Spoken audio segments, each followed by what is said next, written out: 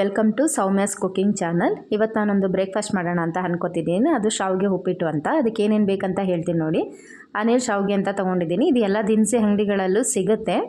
ನಾನಿಲ್ಲಿ ಅರ್ಧ kg packet ಆಗಿರೋದ್ರಿಂದ ಅದರಲ್ಲಿ ನಾನು ಅರ್ಧ ಅಂದರೆ 1/4 kg ಅಷ್ಟು ಯೂಸ್ ಮಾಡ್ಕೋತಿದ್ದೀನಿ. ನನಗೆ 3 ಮೆಂಬರ್ಸ್ ಸಾಕಾಗುತ್ತೆ. ನಮ್ಮ ಮನೆಗೆ ಅಷ್ಟು ಸಾಕು. ಸೊ ಹಾಗಾಗಿ ಅದನ್ನು ತೊಗೊಂಡಿದ್ದೀನಿ. ಇದಕ್ಕೆ ನಾನು ಸ್ವಲ್ಪ ತರಕಾರಿಗಳನ್ನ ಕೂಡ ಆ್ಯಡ್ ಮಾಡಿ ಒಗ್ಗರಣೆ ಮಾಡ್ಕೋತಾ ಇದ್ದೀನಿ. ಅದು ಏನೇನೆಂದರೆ ಬೀನ್ಸ್ ತೊಗೊಂಡಿದ್ದೀನಿ, ಕ್ಯಾರೆಟು ಮತ್ತು ಹಸಿಮೆಣ್ಸಿನ್ಕಾಯಿ ಒಂದು 3ರಿಂದ 4 ತೊಗೊಂಡಿದ್ದೀನಿ, ಕರಿಬೇವಿನ ಸೊಪ್ಪು ಒಗ್ಗರಣೆಗೆ, ಮತ್ತು ಒಂದು ಅರ್ಧ ಟೊಮೊಟೊ ತೊಗೊಂಡಿದ್ದೀನಿ, ಒಂದು ಮೀಡಿಯಮ್ ಸೈಜ್ ಈರುಳ್ಳಿ ಮತ್ತು ಕ್ಯಾಪ್ಸಿಕಮ್ಮು ಮತ್ತು ಅರ್ಧ ಲೆಮನ್ ತೊಗೊಂಡಿದ್ದೀನಿ. ಸೊ ಹಾಗಾಗಿ ನಾನು ಅರ್ಧ ಟೊಮೊಟೊ ತೊಗೊಂಡೆ. ಇಲ್ಲಾಂದರೆ ಲೆಮನ್ ಇಲ್ಲ ಅನ್ನೋರು ಒಂದು ಟೊಮೊಟೊ ಕೂಡ ಯೂಸ್ ಮಾಡ್ಕೋಬೋದು.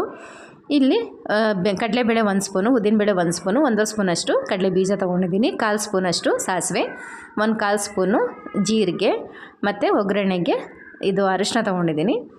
ಮತ್ತು ಕಾಯಿ ಮತ್ತು ಕೊತ್ತಂಬರಿ ಸೊಪ್ಪನ್ನ ನಾನು ಲಾಸ್ಟಲ್ಲಿ ಮಿಕ್ಸ್ ಮಾಡಿ ಸರ್ವ್ ಮಾಡ್ಕೋತೀನಿ. ಈಗ ಮಾಡೋದು ಹೇಗೆ ಅಂತ ನೋಡೋಣ ಬನ್ನಿ.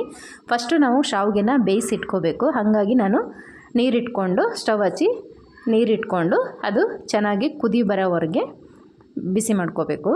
ಅದಕ್ಕೆ ನಾನು ಫಸ್ಟು ಇವಾಗ ನೀರು ಕಾಯಿಲಿ, ಹಾಗಾಗಿ ಸ್ಟವ್ ಮೇಲೆ ಇಟ್ಟಿದ್ದೀನಿ. ಇದಕ್ಕೆ ನಾನು ಒಂದು ಅರ್ಧ ಸ್ಪೂನಷ್ಟು ಉಪ್ಪು ಆ್ಯಡ್ ಮಾಡ್ಕೋತೀನಿ. ಏಕೆಂದರೆ ಶಾವಿಗೆ ಉಪ್ಪಿಡಿದ್ರೆ ತುಂಬ ಚೆನ್ನಾಗಿ ಟೇಸ್ಟ್ ಬರುತ್ತೆ.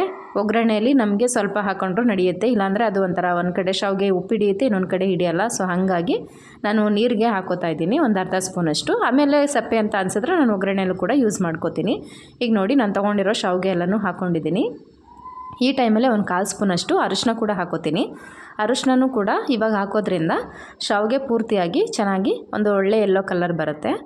ಸೊ ಹಾಗಾಗಿ ಹಾಕ್ಕೊಂಡಿದ್ದೀನಿ. ನೋಡಿ ಇವಾಗ ಚೆನ್ನಾಗಿ ಕುದ್ದಿದೆ. ಒಂದು 5 ನಿಮಿಷ ಬೇಯಿಸಿದ್ರೆ ಸಾಕು, ಚೆನ್ನಾಗಿ ಬೇಗ ಬೆಂದೋಗ್ಬಿಡುತ್ತೆ ಇದು ಶಾವಿಗೆ. ಈಗ ಅದು ಪ್ರೆಸ್ ಮಾಡಿದ್ರೆ 2 ಭಾಗ ಆಗಬೇಕು, ಅಷ್ಟಾದರೆ ಸಾಕು. ಇವಾಗ ನೋಡಿ ಇದನ್ನು ಸಪ್ರೇಟ್ ಮಾಡ್ತಾಯಿದ್ದೀನಿ. ನೀರು ಮತ್ತು ಶಾವಿಗೆನ ಒಂದು ಬೇರೆ ಪಾತ್ರೆಯಲ್ಲಿ ಹಾಕಿ ಸೋಸಿಟ್ಕೋತಾ ಇದ್ದೀನಿ.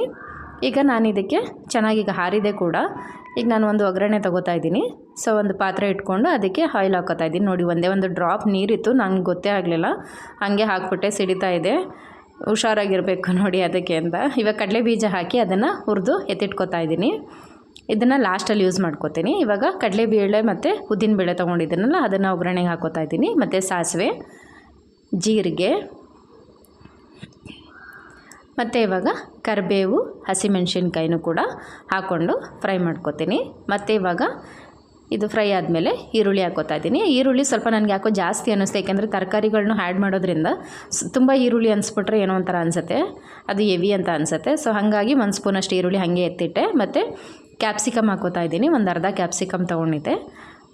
ಮತ್ತು ಇದಕ್ಕೆ ನಾನಿವಾಗ ಸ್ವಲ್ಪ ಉಪ್ಪು ಕೂಡ ಆ್ಯಡ್ ಮಾಡ್ಕೋತಾ ಇದ್ದೀನಿ. ಉಪ್ಪು ಆ್ಯಡ್ ಮಾಡೋದ್ರಿಂದ ಎಲ್ಲ ತರಕಾರಿಗಳು ಚೆನ್ನಾಗಿ ಉಪ್ಪಿಡಿಯುತ್ತೆ ಮತ್ತು ಒಳ್ಳೆ ಟೇಸ್ಟು ಕೂಡ ಬರುತ್ತೆ. ಸೊ ಹಾಗಾಗಿ ಮತ್ತು ಇವಾಗ ನಾನು ಅರ್ಧ ಟೊಮೊಟೊ ತೊಗೊಂಡಿದ್ನಲ್ಲ, ಹಾಗಾಗಿ ಅದನ್ನು ಹಾಕಿ ಚೆನ್ನಾಗಿ ಮಿಕ್ಸ್ ಮಾಡ್ಕೋತಾ ಇದ್ದೀನಿ.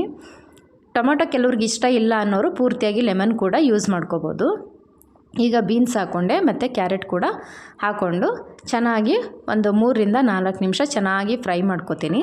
ಅದು ಉಪ್ಪಿನಂಶ ಹಿಡಿದು ಚೆನ್ನಾಗಿ ಬೇಯುತ್ತೆ. ಹಾಗೆ ನಾನು ಸಣ್ಣಕ್ಕೆ ಕಟ್ ಮಾಡ್ಕೊಳ್ಳೋದ್ರಿಂದ ಬೇಗ ಬೇಯುತ್ತೆ ಕ್ಯಾರೆಟು ಮತ್ತು ಬೀನ್ಸು.